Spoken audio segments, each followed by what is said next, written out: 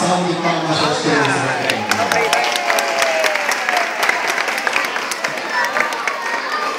Eles vão apresentar a gente um trabalho sobre as cantigas de Linares. Vou fazer um teste aqui com vocês para ver se vocês sabem cantar essa música aqui.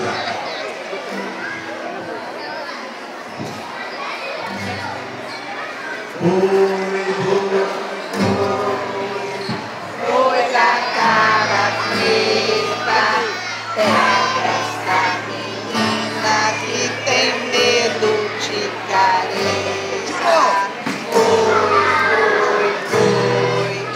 Oi da cara preta, pega essa menina que tem medo de careta.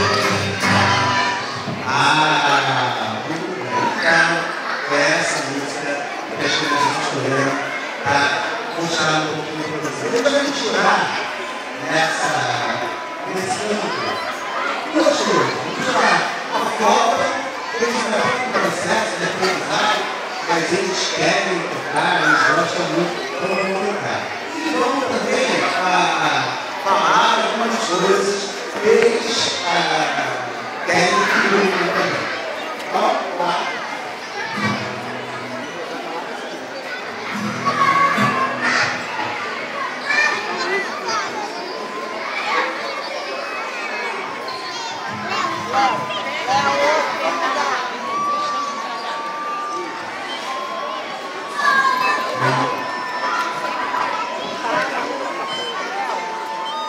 Isso, quem vai falar? Tira pra cá, tira pra lá, tira pra lá, todo mundo aqui, tira pra